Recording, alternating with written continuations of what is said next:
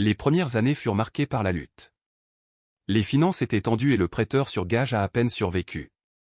Rick a dû traverser des leçons difficiles, apprendre à repérer les contrefaçons, à conclure des accords avec d'anciens détenus et à résoudre des différends qui dégénèrent parfois en violence. Mais une chose que le prêteur sur gage a appris à Rick, c'est comment lire les gens.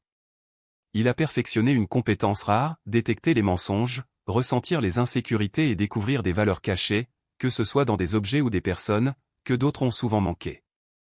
Au milieu des années 2000, Rick a une idée audacieuse, transformer son prêteur sur gage en émission de télé-réalité. Au début, tout le monde a ri.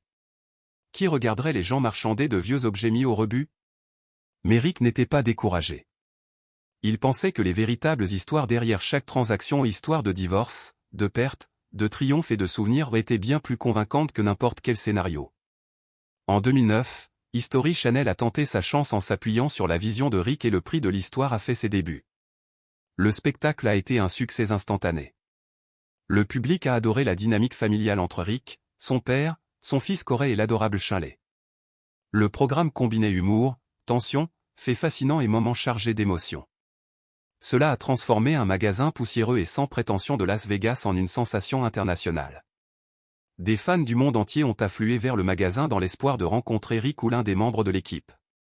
Mais la célébrité n'a pas seulement apporté des foules, elle a apporté la richesse, et avec la richesse sont apparus de nouveaux défis. Rick a commencé à tirer parti de son nouveau statut, en lançant des gammes de produits, en élargissant son empire et en facturant des frais astronomiques pour ses apparitions personnelles. Il est devenu l'incarnation du rêve américain, un décrocheur du secondaire qui a défié tous les pronostics et bâti une fortune. C'est du moins ce qu'il semblait. Mais en coulisses, les choses commençaient à changer. La pression du succès, combinée à des attentes croissantes, a alimenté la soif de garder le contrôle de son empire en pleine croissance. Les amitiés se sont transformées en transactions commerciales et les employés sont désormais considérés comme des menaces potentielles. Des accords ont été signés aux certains obscurs et des rumeurs d'investissements douteux et de transactions avec des antiquaires douteux dans des pays lointains ont commencé à tourbillonner. Mais rien de tout cela n'a été diffusé devant les caméras. Au lieu de cela, les téléspectateurs ont vu un Rick différent, plus froid, plus calculateur et moins accessible. L'homme charmant qui avait jadis plaisanté lors des négociations avait désormais un regard d'acier, évaluant les gens non pas à leur histoire, mais à leur valeur. Les nouvelles entreprises commerciales de Rick l'ont mené à huis clos. Il cultive des relations avec des acheteurs privés, des collectionneurs exclusifs et des clients qui ne mettent jamais les pieds dans le magasin. Des objets rares, des bijoux intraçables et des reliques historiques inestimables sont passés entre ses mains ou des objets trop délicats ou controversés pour être exposés. Selon certains employés, Rick disparaissait pendant des semaines, prétendant être en voyage d'affaires mais sans jamais révéler où il allait. Corey et Chinley ont continué à maintenir le fort, mais même n'étaient pas informés des activités de Rick. Puis vint l'argent. De petites questions apparemment anodines de la part de l'IRS. Opérations bancaires inhabituelles. Dépôts en devises. Dons effectués par des sociétés fantômes sans documents officiels. Au début, les gens l'ont ignoré. Il est riche, disait-il. Les riches font des choses étranges avec leur argent. Mais ce que personne n'a réalisé ou peut-être a choisi d'ignorer, c'est que la fortune de Rick ne reposait pas uniquement sur des montres de luxe et des livres rares. Il y avait quelque chose de beaucoup plus sombre qui tenait tout cela ensemble. Dans les premières années de son succès, Rick était le roi de son monde. Il a donné des interviews vantant les vertus du travail acharné, de la confiance en son instinct et de la saisie des opportunités. Les fans le vénéraient comme un gourou et les médias l'adoraient. Même lorsque son père est décédé en 2018, Rick a promis de perpétuer l'héritage, et il l'a fait, mais pas de la manière attendue. Le problème du succès, en particulier du succès télévisé, est qu'il crée un récit auquel les gens s'accrochent. Rick l'a compris mieux que quiconque. Il savait exactement quoi montrer aux caméras, quelle vérité cacher et quel mensonge présenter avec le sourire. Il savait comment fidéliser les gens, que ce soit par l'argent, le silence ou la peur. Quand tout a commencé à se dégrader, il était trop tard. Rick n'était plus seulement un homme d'affaires ou une personnalité de la télévision. Il était devenu le centre d'un enchevêtrement d'or, de miroirs et de sombres secrets. Pourtant, à cette époque, si vous aviez posé la question à quelqu'un, on vous aurait répondu que Rick était intouchable, un brillant exemple que tout était possible grâce au travail acharné et à la ruse. Personne n'a vu venir la tempête. Mais comme pour toute chose, les fissures sont finalement devenues visibles. Au début, ils étaient petits, comme un mur fraîchement peint cachant du bois pourri. L'empire de Rick semblait toujours impeccable à l'extérieur, mais sous la surface, la décadence était réelle. Tout a commencé par des problèmes mineurs de paperasse. Au cours de son procès, Rick parlait à peine, son visage dénué d'émotion alors qu'il regardait devant lui. L'accusation l'a dépeint comme un prédateur protégé par sa renommée, tandis que sa défense tentait de le présenter comme une victime d'un vaste complot. Mais le jury ne l'a pas cru. Les preuves étaient indéniables, virements bancaires, témoignages de survivants et enregistrements vocaux obsédants diffusés dans la salle d'audience. La voix d'une jeune femme, s'étouffant de larmes alors qu'elle murmurait le nom de Rick avant de se taire. Le verdict fut rapide, coupable. Condamnation à perpétuité. Mais ce n'était que le début du véritable cauchemar de Rick, un cauchemar qui se déroulerait entre les murs froids d'une prison. Le statut de célébrité de Rick n'est pas passé inaperçu auprès des détenus. Les gardes ont essayé de le protéger, le plaçant à l'isolement, mais les secrets ont tendance à s'échapper, même dans les endroits les plus étroits. Les rumeurs se sont rapidement répandues, Rick avait croisé des personnalités puissantes tant à l'intérieur qu'à l'extérieur du système. Les menaces ont rapidement suivi. Rick a commencé à déposer des plaintes, à demander des transferts et à écrire des lettres à ses avocats, plaidant que les gardes surveillaient chacun de ses mouvements. Ils savent quand je dors, où je vais et même ce que je mange, a-t-il déclaré. Mais personne ne semblait s'en soucier. Ou peut-être qu'ils ne le voulaient tout simplement pas. 3 semaines avant sa mort, Rick a été vu avec un œil au beurre noir. Certains gardes ont affirmé qu'il s'agissait d'un accident dans la cour, mais d'autres ont remarqué des signes plus inquiétants. Rick avait arrêté de parler. Il mangeait à peine. L'homme autrefois charismatique qui avait captivé des millions de personnes était désormais une figure brisée ou isolée, effrayée et en ruine. Et puis vint la dernière nuit. Selon les rapports de la prison, les caméras surveillant le couloir où Rick a été vu pour la dernière fois ont mystérieusement mal fonctionné pendant 42 minutes. Les gardiens ont affirmé n'avoir rien entendu, mais les détenus avaient une version différente. L'un d'eux a rapporté avoir entendu un seul cri, suivi d'un silence. Lorsqu'ils l'ont trouvé, le corps de Rick était affalé contre le mur, son crâne fracturé et le sang s'accumulait à ses pieds. L'arme ? Un plateau en métal brisé, aiguisé en lame improvisée. La nouvelle de la mort de Rick a secoué le monde. Les réseaux sociaux ont éclaté, et les théoriciens du complot, les fans et les critiques ont tous pris la parole. Certains ont parlé de justice, d'autres de meurtre. Mais au milieu de cette frénésie, une vérité plus sombre restait cachée.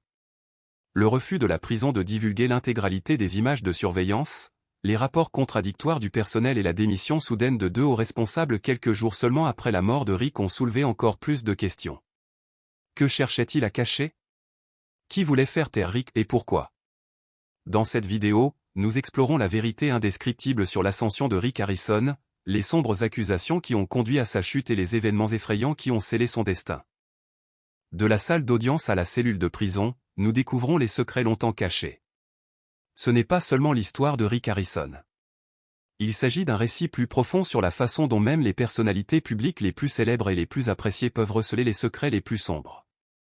Parfois, les histoires les plus effrayantes ne sont pas que le fruit de la fiction, elles sont réelles et attendent d'être découvertes. Bien avant sa mort prématurée, bien avant les procès en salle d'audience et les murs de la prison, Rick était simplement un jeune homme avec de grands rêves et un petit prêteur sur gage. C'était un marchand avisé, connu pour son esprit vif, sa perspicacité et sa profonde fascination pour l'histoire. Sa passion pour le passé deviendra bientôt le fondement de son avenir. Le nom de Rick serait finalement lié à la sagesse de la rue, à une connaissance encyclopédique de l'histoire et à la quintessence du rêve américain, une histoire de la misère à la richesse. Mais comme pour toute ascension vers le succès, il y avait de sombres courants sous-jacents, des graines d'ego, de fierté et des secrets enfouis tout au long du chemin. Rick n'est pas né avec une cuillère en argent dans la bouche. Son enfance à San Diego a été tout sauf facile. C'était une vie marquée par les difficultés quotidiennes, le manque de luxe et la lutte constante. Le père de Rick, Richard Holman Harrison, était un ancien militaire au caractère sévère et inflexible. Cette discipline stricte deviendra plus tard l'épine dorsale de l'entreprise familiale, le prêteur sur gage qui définira l'héritage d'Harrison. Au cours de son adolescence, la vie de Rick a pris une tournure dramatique lorsqu'il a abandonné ses études secondaires après avoir reçu un diagnostic d'épilepsie. Pendant que d'autres dormaient, Rick a passé d'innombrables heures immergées dans des livres, à regarder des documentaires et à devenir obsédé par les artefacts anciens et les riches histoires qu'ils véhiculaient. Cette obsession sera finalement le moteur du succès du Gold and Silver Pawn Shop. Dans les années 1980, la famille Harrison a déménagé à Las Vegas, une ville où le péché, le spectacle et les secondes chances étaient tous enveloppés dans la lueur des néons. Là, Rick et son père ont ouvert boutique dans un quartier peu glamour de la ville. Au départ, il s'agissait simplement d'une humble entreprise familiale qui achetait et vendait des biens aux joueurs et aux habitants en difficulté financière. Mais Rick avait une vision plus grande. Il ne voulait pas simplement gérer un prêteur sur gage, il voulait créer quelque chose de légendaire. Le rêve était grand et rien ne semblait pouvoir l'empêcher d'en faire une réalité. Puis vint le choc. Rick a été retrouvé effondré dans une mare de son propre sang seul, sans vie, sans aucune chance de survie. Rick Harrison était mort et les circonstances de sa mort étaient tout sauf naturelles. Quelques mois seulement après avoir été reconnu coupable de trafic d'êtres humains et de blanchiment d'argent, l'ancienne star de Étoile de Pion a été retrouvée brutalement assassinée dans une cellule de prison. Que s'est-il passé exactement dans cette cellule froide et sinistre? Était-ce un acte de vengeance? Une dissimulation? Ou quelque chose de bien plus sinistre était-il en jeu? Dans cette enquête effrayante, nous explorons les derniers instants de la vie de Rick, les secrets indicibles qui ont péri avec lui et les forces puissantes qui auraient pu vouloir qu'il soit réduit au silence pour toujours. Tout commença par un silence si lourd et si étouffant qu'il semblait geler l'air même. Pas d'alarme, pas de cri, juste le bruit étrange d'une porte métallique qui se referme au fond du pénitencier de l'État du Nevada. Puis, un son glacial, un bruit humide et inquiétant. Ce n'était pas de l'eau. C'était du sang. Du sang coulait sur le sol en béton sous le corps sans vie de Rick. L'homme qui était autrefois le visage de la télé-réalité, la voix de la sagesse et de l'esprit, n'était plus qu'un autre numéro sans visage dans le système carcéral. Sa vie ne s'est pas terminée par une interview poignante ou un fondu au noir. Cela s'est terminé par un moment sauvage et brutal, au fond des couloirs froids de la prison. Pour les millions de personnes qui ont grandi en regardant Étoile de Pion, Rick était une icône. Il était la personne de confiance qui pouvait vous dire si l'héritage de votre grand-mère était un trésor inestimable ou simplement un morceau de ferraille. C'était l'homme dont le charme et la perspicacité rendaient l'histoire vivante aux yeux des gens ordinaires. Mais sous cet extérieur charismatique, caché derrière ses commentaires rapides et son sourire empressé, se cache une vie voilée de secrets et de soupçons. La vérité s'est effondrée bien trop vite. Le FBI est arrivé au Gold and Silver Pawn Shop, confisquant des dossiers, ouvrant des coffres-forts privés et découvrant des comptes bancaires cachés. L'enquête qui a suivi a paralysé la nation. Au cours d'un procès qui a fait rage dans tout le pays, Rick Harrison a été reconnu coupable de traite d'êtres humains et de blanchiment d'argent à grande échelle ou une ampleur que personne n'aurait jamais pu prévoir. Il a été condamné à la prison à vie, sans possibilité de libération conditionnelle. L'empire autrefois prospère que Rick avait construit s'est effondré du jour au lendemain. Pourtant, juste au moment où le dernier rideau semblait tomber, quelque chose de plus sombre a commencé à faire surface. Rick Harrison a été retrouvé mort dans sa cellule de prison. Ce n'était pas un suicide. Ce n'était pas des causes naturelles. C'était quelque chose de bien plus brutal, de bien plus sinistre. Comment sommes-nous arrivés ici? Comment un homme qui était autrefois la star d'un empire de télé-réalité s'est-il retrouvé seul, ensanglanté et sans vie dans une cellule de prison? Pourquoi ses proches sont-ils restés silencieux si longtemps? Dans cette plongée en profondeur, nous explorerons non seulement la chute de Rick Harrison, mais découvrirons également les couches terrifiantes de trahison, de corruption et de violence qui ont conduit à sa mort horrible. Cette histoire ne concerne pas seulement un homme, elle concerne les systèmes qui protègent les puissants, les vérités que l'argent peut cacher et le moment où même les plus riches et les plus célèbres ne peuvent plus dévoiler leurs secrets les plus sombres. Cela n'a pas commencé avec un corps. Cela a commencé par un murmure. Pendant des années, des rumeurs ont circulé dans les ruelles de Las Vegas l'histoire de transactions clandestines, de clients étranges et de mouvements mystérieux dans le prêteur sur gage la nuit tombée. Mais personne ne voulait y croire. Après tout, Rick était à la télé. C'était lui qui donnait vie à l'histoire, faisant des blagues en évaluant des antiquités. Qui pourrait le soupçonner de blanchir des millions de dollars par le biais de sociétés écrans ou de trafiquer des personnes vulnérables comme s'il s'agissait de marchandises? Pourtant, il y en avait qui soupçonnaient. Un ancien employé a démissionné sans explication. Un concurrent a affirmé que Rick n'était pas celui qu'il semblait être. Un client a remarqué des visages inconnus derrière le comptoir ou des personnes qui semblaient disparaître rapidement, évitant tout contact visuel. Et puis il y a eu les enregistrements des séquences privées qui ont été divulguées aux agents fédéraux. Ce que ces enregistrements ont révélé n'a jamais été rendu public, mais cela a suffi à déclencher l'enquête la plus dévastatrice que la télé-réalité ait jamais vue. Lorsque le FBI a perquisitionné le Gold and Silver Pawn Shop, ils n'ont pas seulement trouvé de l'argent liquide. Ils ont découvert des journaux intimes, des notes manuscrites, des messages codés et des documents reliant Rick Harrison à un vaste réseau de comptes offshore et de routes de trafic d'êtres humains s'étendant du Nevada à l'Asie du Sud-Est. Mais ce n'était que le début des révélations choquantes. En 2019, un fournisseur a poursuivi le prêteur sur gage pour retard de paiement. Au début, cela ressemblait à un simple conflit commercial. Mais l'affaire a révélé d'étranges irrégularités, des produits manquants, des articles valant des centaines de milliers de dollars qui ne sont jamais arrivés. Lorsque le fournisseur a demandé des réponses, la communication a été brusquement coupée. Peu de gens l'ont remarqué. Les conflits entre entreprises surviennent tout le temps. Mais entre les murs du prêteur sur gage, la tension était palpable.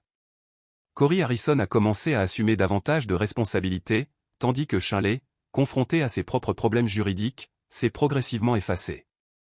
Rick a pris les rênes avec une poigne de fer et les employés ont rapidement remarqué un changement. Rick est devenu de plus en plus paranoïaque, installant des caméras non seulement dans les espaces publics mais également dans les espaces de travail privés. Les réunions sont devenues plus fréquentes, plus intenses. Les expéditions étaient scrutées, vérifiées et parfois réorientées.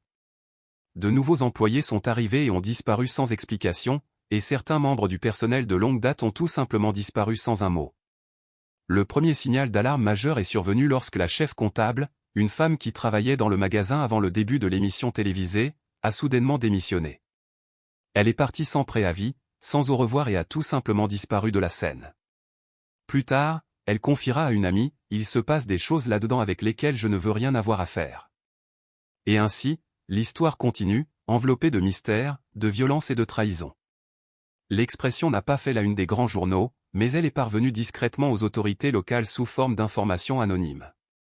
Cette plainte, bien qu'apparemment mineure au début, a traîné pendant des mois, jusqu'à ce qu'un analyste fédéral tombe dessus alors qu'il examinait des dossiers financiers liés à des réseaux connus de blanchiment d'argent. En apparence, l'émission de télévision Le Prix de l'Histoire a continué sa routine familière. Cependant, en coulisses, Rick Harrison a commencé à se retirer. Il a cessé d'assister au Congrès, a réduit ses apparitions dans les médias et, surtout, a commencé à voyager beaucoup plus fréquemment qu'auparavant. Il ne s'agissait pas de courts week-ends ou de chasse au trésor d'antiquités. Non, il s'agissait d'excursions prolongées dans des pays aux lois financières assouplies. Des documents divulgués ont révélé plus tard qu'il avait séjourné dans des hôtels en Asie et en Europe de l'Est, souvent sous des noms d'emprunt. Simultanément, un changement notable s'est produit dans l'inventaire du magasin. Des clients de longue date et des chasseurs d'antiquités chevronnés ont commencé à repérer des anomalies. Les éléments qui avaient autrefois été soigneusement vérifiés et authentifiés semblaient désormais de plus en plus discutables. Une épée de samouraï, présentée comme une pièce authentique, s'est avérée être une reproduction bon marché. Un artefact de la guerre civile qui avait été présenté comme une découverte inestimable s'est avéré n'être rien de plus qu'une réplique. Initialement, ces incohérences étaient considérées comme des erreurs humaines occasionnelles ou des escroqueries mineures. Mais au fil du temps, ces erreurs sont devenues si fréquentes que même les experts ont commencé à se demander comment un magasin qui avait autrefois bâti sa réputation sur l'authenticité pouvait soudainement commettre autant d'erreurs coûteuses. Et puis, une tendance inquiétante a commencé à émerger ou une tendance qui a attiré l'attention d'un groupe spécifique, l'unité des crimes artistiques du FBI. Ils ont minutieusement commencé à collecter des enregistrements d'achat, d'évaluation, d'images d'enchères et de documents d'expédition. Ce qu'ils ont découvert était effrayant. Certains objets de grande valeur ont disparu des archives publiques pour refaire surface des semaines plus tard dans des transactions privées, orchestrées par des intermédiaires dans des pays comme la Turquie, la Malaisie et l'Europe de l'Est. Il ne s'agissait pas de simples transactions occasionnelles avec des prêteurs sur gage. Il s'agissait de réseaux de contrebande et le nom de Rick apparaissait avec une fréquence troublante. Pourtant, personne ne pouvait l'accuser directement. Il était méticuleux, trop prudent. Chaque transaction était acheminée via des tiers, évitant les emails, les signatures ou toute preuve pouvant le lier directement aux activités illicites. Mais même l'empire le plus parfait a ses fissures, et la faiblesse de Rick s'est avérée être les gens qui l'entourent. Fin 2020, une ancienne assistante que nous appellerons Maria a déposé une plainte auprès du ministère du Travail. Ce qui a commencé comme un conflit sur des salaires impayés a rapidement dégénéré en quelque chose de bien plus inquiétant. Maria a révélé que lors de ses voyages à l'étranger avec Rick, elle avait été témoin de transactions illicites d'artefacts, de livraisons d'argent et d'échanges énigmatiques. Son affirmation la plus alarmante était qu'elle soupçonnait Rick d'avoir eu des relations avec des mineurs, même si elle ne pouvait pas fournir de preuves concrètes. Même si ces allégations étaient vagues, elles soulevaient d'importants signaux d'alarme. La plainte a déclenché une enquête qui a dépassé les questions de travail et a porté sur des questions de sécurité nationale, en particulier après que des rapports ont fait surface sur les transactions financières de Rick à l'étranger. Puis, début 2021, un journaliste d'investigation d'un média indépendant de Las Vegas a publié un reportage explosif intitulé Argent sale et étoiles de pion. L'article, construit sur une cache de documents divulgués, de relevés bancaires, de factures d'expédition et d'échanges de courriers électroniques incomplets, a révélé une vérité terrifiante. Rick Harrison utilisait des ventes légitimes pour canaliser des millions de dollars via un réseau de sociétés écrans. Le réseau comprenait de vieux ordinateurs portables, des clés USB, des piles de faux formulaires douaniers, des contrats falsifiés et de fausses pièces d'identité. Les expéditions qu'ils ont suivies allaient de Bangkok à Istanbul, en passant par Nairobi, jusqu'à Las Vegas. Il ne s'agissait pas de simples antiquités, il s'agissait d'êtres humains introduits clandestinement, cachés derrière l'apparence d'objets culturels rares. Les objets étaient liés à des réseaux de trafic d'êtres humains qui faisaient l'objet d'enquêtes de la part des agences internationales depuis des années. Dans la salle d'authentification du magasin, les irrégularités étaient accablantes. Les objets présentés comme authentifiés par des évaluateurs renommés se sont révélés être des contrefaçons. Certains des évaluateurs répertoriés étaient morts depuis des années, tandis que d'autres n'avaient jamais existé. Il est vite devenu évident que toute l'activité de luxe de Rick n'était qu'une façade, dissimulant quelque chose de bien plus sombre. Plus tard dans la journée, lorsque la nouvelle de l'arrestation de Rick a été annoncée, les médias se sont précipités pour reconstituer l'histoire. Au départ, il y avait des spéculations selon lesquelles il s'agissait d'un cas d'évasion fiscale ou peut-être de contrebande, mais rien ne pouvait justifier la frénésie médiatique. Autrement dit, jusqu'à ce que le FBI tienne une conférence de presse. Devant la foule, le procureur fédéral a fait une déclaration choquante, Rick Harrison est en détention, accusé de traite internationale d'êtres humains, de blanchiment d'argent et de complot en vue de commettre des délits de racket. Il ne s'agit pas d'antiquité. Ce sont des crimes contre l'humanité. Les réseaux sociaux ont éclaté. Les médias ont rapidement modifié leur couverture médiatique. Les amateurs de Le Prix de l'Histoire a commencé à supprimer des messages et à s'éloigner de Rick. D'anciens employés ont publié des messages énigmatiques en ligne, certains déclarant « Nous avons toujours su que quelque chose n'allait pas ». Ce n'était que le début. Moins de 48 heures plus tard, le FBI a publié une liste partielle des objets saisis lors de l'opération. Certains étaient bien connus des fans des reliques prisées présentées dans la série mais d'autres n'avaient jamais été vus auparavant. Parmi eux se trouvait une idole précolombienne importée illégalement d'Amérique du Sud, une boîte scellée contenant ce qui semblait être des cheveux humains étiquetés en coréen et un cahier rempli de codes utilisés par les réseaux de trafic d'êtres humains en Europe de l'Est. L'enquête s'est rapidement élargie. Le département de la sécurité intérieure s'est associé au FBI et Interpol a lancé des appels à information. Une organisation de défense des droits humains basée à Genève a révélé que Rick était sous surveillance depuis près de 5 ans, en raison de prétendues transactions déguisées en échanges culturels. C'est alors qu'un courageux survivant s'est avancé. Son identité est restée confidentielle pour sa sécurité, mais on savait qu'il s'agissait d'une jeune femme d'une vingtaine d'années qui avait été victime d'un trafic depuis l'Ukraine vers les États-Unis alors qu'elle était encore mineure. Elle a raconté ses 2 années de travail forcé dans une entreprise d'importation à Las Vegas où Rick était un habitué. Elle l'a décrit comme étant froid, calculateur et méticuleux. Il n'a jamais touché physiquement personne, mais tout ce qui se passait était sous ses ordres. Son témoignage constitue la dernière pièce du puzzle. En quelques semaines, Rick Harrison a été officiellement inculpé de 16 crimes, dont trafic d'enfants, blanchiment de plus de 18 millions de dollars au moyen de transactions frauduleuses et falsification de documents fédéraux. La libération sous caution a été refusée, car le juge l'a considéré comme présentant un risque de fuite extraordinaire, avec accès à des ressources introuvables. Rick, autrefois homme d'affaires célèbre et personnalité de la télévision, s'est retiré dans l'obscurité. Pas de caméra, pas de public, pas de traitement de faveur, juste la lente marche de la justice, démantelant tout ce qu'il avait passé des années à construire. Les allégations portées contre lui n'étaient pas nouvelles. Il couvait depuis des années des chuchotements éparpillés entre experts et sceptiques, souvent ignoré ou écarté. Ce n'est que lorsque l'opération fédérale a révélé l'ampleur de ses activités que le monde a réalisé la vérité. Lorsque l'histoire a éclaté, la nation était sous le choc. Le même homme qui avait fait des blagues sur des montres cassées et des disques vinyles surfaits se révélait maintenant avoir orchestré un réseau mondial de trafic d'êtres humains, intelligemment caché derrière la façade d'un magasin d'antiquités. La véritable dévastation n'était pas seulement l'arrestation de Rick, mais aussi l'ampleur des crimes. Les procureurs ont révélé que son réseau s'étendait sur plusieurs continents, utilisant de fausses expéditions d'œuvres d'art comme couverture pour faire passer clandestinement des personnes.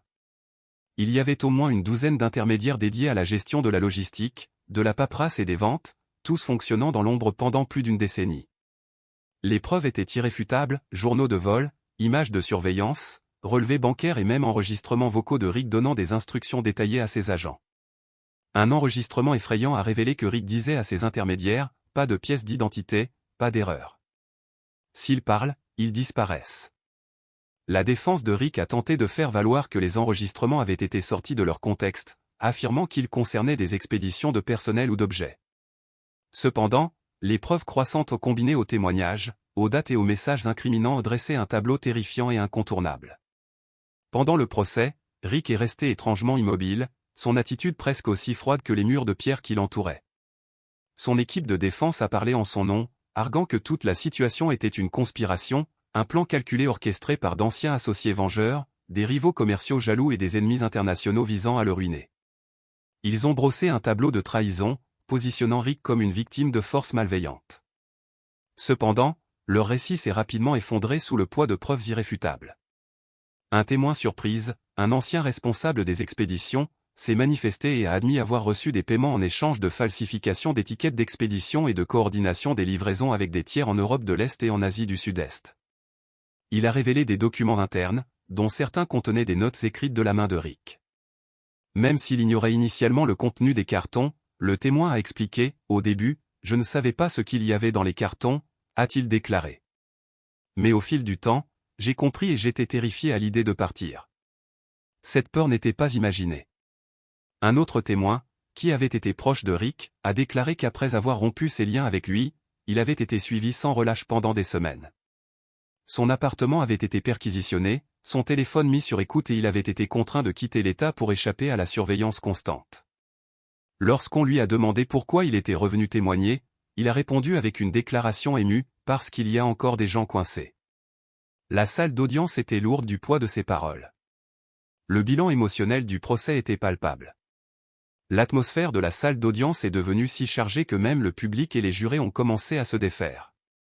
Certains jurés ont été vus essuyant leurs larmes, tandis que l'un d'entre eux a dû être remplacé après avoir subi une crise de panique déclenchée par des preuves photographiques graphiques liées à l'une des propriétés de Rick impliquées dans le réseau illicite. Puis vint la plaidoirie finale du procureur, un discours passionné de 40 minutes dans lequel l'accusation a méthodiquement démantelé la personnalité soigneusement construite de Rick Harrison.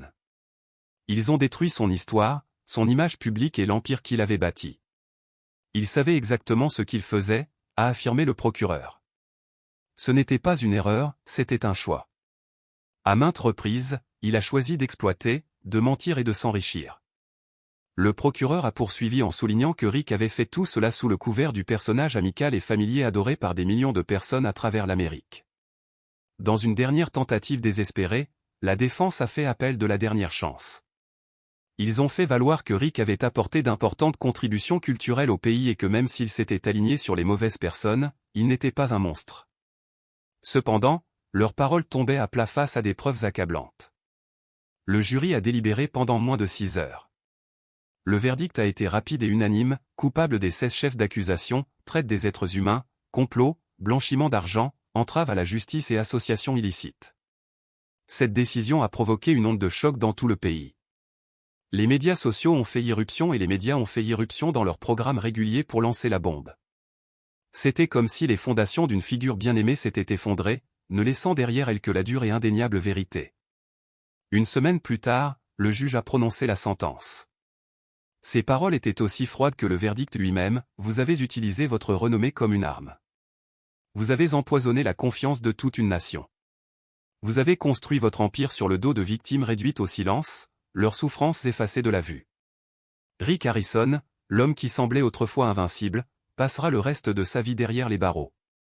Il n'offrit aucune défense, aucun mot de remords, seulement un signe de tête silencieux, comme s'il avait toujours su que ce jour viendrait. Prison à vie sans possibilité de libération conditionnelle. Alors que Rick était escorté hors de la salle d'audience, il n'y a eu aucun flash d'appareil photo ni aucune foule chaotique. Il n'y avait que le bruit de lourdes bottes résonnant dans le couloir, suivi du bruit indubitable d'une porte en acier se fermant derrière lui. Dehors, les victimes qui s'étaient manifestées s'embrassaient, certaines en larmes, d'autres souriantes pour la première fois depuis des années. Ils étaient enfin libérés d'un sombre passé qui les hantait depuis trop longtemps. Et la nation, elle aussi, a été confrontée à la vérité, l'un de ses visages les plus familiers avait caché le plus sombre des secrets. La fermeture de cette porte a marqué la fin d'une époque dominée par un homme qui semblait autrefois intouchable. À partir de ce moment-là, il n'y aura plus de caméras, plus de négociations, plus de sourires charmants sous les projecteurs. Tout ce que Rick avait construit, chaque once de sa réputation s'est effondré en un instant. Rick a été transféré au pénitencier de l'État du Nevada, une prison à sécurité maximale réservée aux criminels les plus dangereux. Là, parmi les récidivistes et les criminels violents, Rick est devenu le détenu numéro 70863. Son admission à la prison était tout sauf glamour. Le processus était froid et méthodique, empreinte digitale, photographie, fouille corporelle complète. Ses effets personnels, dont la montre en or qu'il portait au tribunal, ont été catalogués et stockés. On lui a donné un uniforme orange standard, des sandales en plastique et un mince tapis. Pas de traitement de faveur, pas de cellules privilégiées. Du moins pas au début. En prison, les crimes contre les femmes et les enfants font souvent des détenus les cibles les plus vulnérables. Les premiers jours ont été tendus. La nouvelle s'est rapidement répandue que Rick était arrivé. Certains prisonniers l'appelaient Hollywood, tandis que d'autres utilisaient des surnoms bien plus cruels et menaçants. La tension a atteint son paroxysme lorsqu'un groupe de détenus l'a entouré dans la cafétéria. L'un d'eux lui murmura quelque chose à l'oreille qui fit disparaître toute couleur du visage de Rick. Un autre détenu a violemment frappé un carton de lait contre le plateau de Rick. Les gardes sont intervenus juste à temps, mais le message était clair, Rick n'était plus l'homme qui avait été adoré par des millions de personnes. Il n'était qu'un détenu parmi d'autres, méprisé par son entourage. Rick a été rapidement placé à l'isolement, non par sympathie, mais par précaution. Mais l'isolement n'apportait aucun soulagement. C'est devenu une autre forme de punition, une existence austère et déchirante. 23 heures par jour, il restait seul, coupé de tout contact humain. Les seuls bruits étaient les échos métalliques de sa cellule stérile, les cris étouffés, les coups de poing, les menaces qui pénétraient les murs. Bientôt, Rick a commencé à craquer. Il a commencé à marmonner, à refuser de manger et à s'en prendre au psychologue de la prison. Le personnel médical a noté des signes classiques d'effondrement institutionnel, paranoïa, méfiance et comportement erratique. Des lettres affluèrent de tous les côtés, certaines remplies de haine venimeuse, d'autres offrant une sympathie mal avisée. Rick n'a jamais répondu à aucune d'entre elles. Au lieu de cela, il les gardait sous son lit, non ouvert et intact. Le calme d'avant la tempête était passé, et maintenant il n'y avait plus que le silence. Les appels de Rick Harrison sont devenus de plus en plus irréguliers, ses communications sporadiques et pour la plupart sans réponse. Personne n'a répondu à ses tentatives de contact, surtout Cory, son fils et même son ex-femme. Le seul appel réussi a été passé à un avocat à New York, mais les détails de cette conversation sont restés un secret bien gardé. Cependant, ce n'était pas la prison elle-même qui hantait le plus Rick. Ce qui l'a vraiment touché, c'est le silence assourdissant. Le silence de ceux qui l'avaient autrefois entouré, qui avaient partagé sa vie et sa renommée. Cory a rompu tous les liens, coupant complètement tout contact. Charles, son ami de longue date et compagnon de la série, a disparu des yeux du public. Des rapports ultérieurs ont confirmé qu'il avait suivi une thérapie pour faire face aux conséquences. Même History Channel, la chaîne qui avait fait de Rick un nom connu, l'a effacé de son histoire. La chaîne a effacé son émission de ses archives, a retiré ses produits dérivés et a retiré des épisodes de la circulation. C'était comme si Rick n'avait jamais existé, comme si ses contributions à la chaîne n'étaient rien d'autre qu'une note oubliée dans les annales de la télévision. Lors d'une vérification de routine de Zelda, les gardiens de prison sont tombés sur le journal de Rick. Les pages étaient remplies de pensées fragmentées, de phrases éparses et de réflexions énigmatiques. L'un d'eux a lu « Ils ne connaîtront jamais toute l'histoire. Ce que j'ai construit, ils voulaient le détruire. Une autre entrée effrayante déclarait simplement « Tout se termine là où il a commencé, en silence ». Et c'est exactement comme ça que ça s'est déroulé. Rick Harrison, autrefois le visage de l'entreprise familiale la plus célèbre de l'histoire de la télévision, s'est retrouvé seul et oublié, son nom tombant lentement dans l'obscurité, son héritage réduit à l'ombre de lui-même. Il est devenu un témoignage vivant des dangers liés à l'utilisation du pouvoir à des fins personnelles, un sombre rappel que parfois les histoires les plus terrifiantes ne naissent pas de la fiction, mais de la cruelle réalité de ce qui peut arriver lorsque la quête de la richesse et du contrôle n'est pas contrôlée. L'une des révélations les plus choquantes est venue du propre journal de Rick, qui décrivait le côté le plus sombre de ses opérations. Il y décrivait comment les femmes étaient assignées à de riches acheteurs sous prétexte d'organiser des expositions privées exclusives d'antiquités rares. Pour le juste prix, ces clients ont reçu plus que de simples objets historiques, on leur a promis des êtres humains, des personnes trafiquées dans le système. De faux documents, des logements temporaires et des rotations régulières ont gardé l'opération sous le radar. Les accusations portées contre Rick se sont rapidement intensifiées. Ce qui a commencé comme une simple enquête sur une éventuelle condamnation à perpétuité a rapidement évolué vers quelque chose de bien plus sinistre. Les autorités ont découvert que Rick avait bâti l'un des réseaux de trafic d'êtres humains et de blanchiment d'argent les plus complexes jamais vus dans l'histoire américaine récente, le tout masqué par la légitimité de son commerce d'antiquités. Ce qui a stupéfié le public encore plus que la gravité des accusations, c'est la réponse des proches de Rick. Corey Harrison, son propre fils et co-star de la série, a disparu de la vue du public. Pas d'interview, pas de publication sur les réseaux sociaux, rien d'autre qu'un mur de silence. Des sources proches de la famille ont affirmé que Corey était complètement dévasté, perdu et incapable de comprendre l'ampleur du scandale qui engloutissait son père. Charles, le meilleur ami de Rick et collaborateur de longue date de la série, a fait une brève apparition publique devant la maison de Rick. Il n'a prononcé qu'une seule phrase accablante, « Si cela est vrai, alors je n'ai jamais rencontré l'homme que je pensais connaître. J'espère que justice sera rendue. » La réaction a été rapide et impitoyable. En moins de 72 heures, History Channel a supprimé toutes les rediffusions de Étoile de Pion, rompant une fois pour toutes ses liens avec Rick. Les grandes marques qui avaient autrefois collaboré avec lui ont retiré leurs produits sous licence et les files d'attente devant son magasin de Las Vegas ont disparu. Elle a fermé indéfiniment, dans l'attente d'audit et de saisie judiciaire.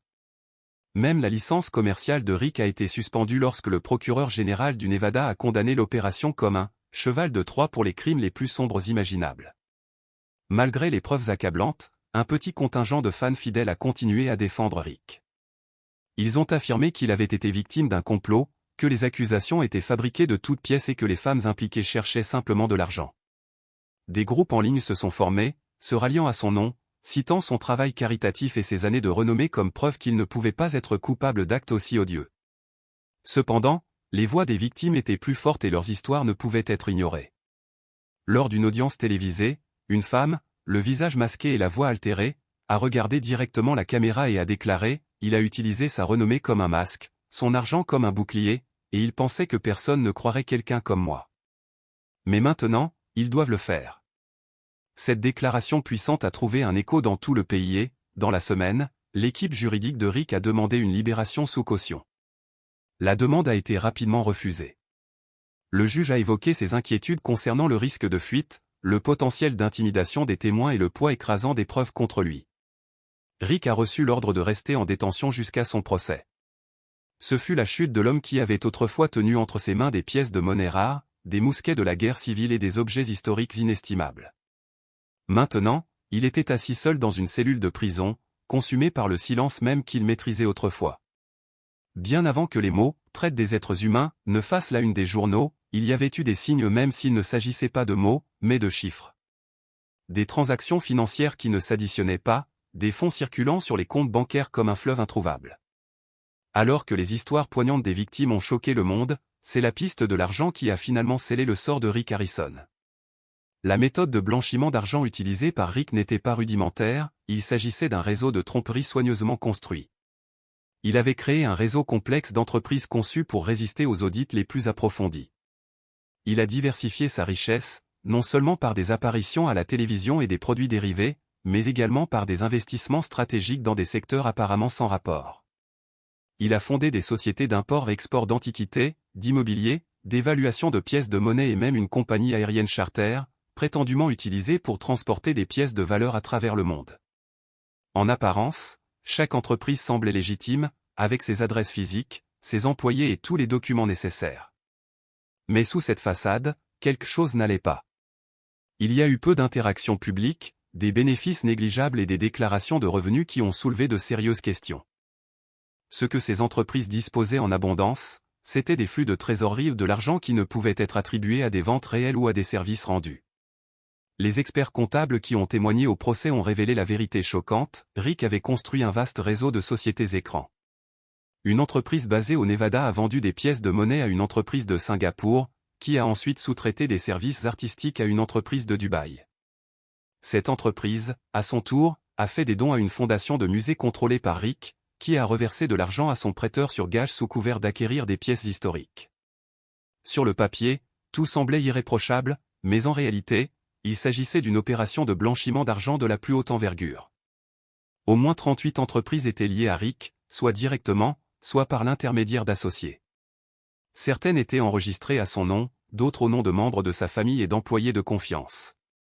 Ces entreprises ont transféré des millions de dollars via des canaux qui ne correspondaient à aucune transaction commerciale légitime. Les documents envoyés à l'IRS, aux banques et aux autorités douanières étaient impeccables, mais ils étaient tous falsifiés. L'un des éléments de preuve les plus accablants s'est présenté sous la forme d'un cahier manuscrit à peine lisible découvert au fond d'un classeur lors d'une deuxième descente dans le bureau de Rick. Le carnet contenait plus de 50 transactions codées, chaque entrée marquée d'initiales, de montant et de lieu. Les agents fédéraux ont recoupé ces entrées avec les relevés bancaires de comptes suisses et panaméens, révélant des sommes allant de 80 000 $ à près d'un demi-million de dollars chacune.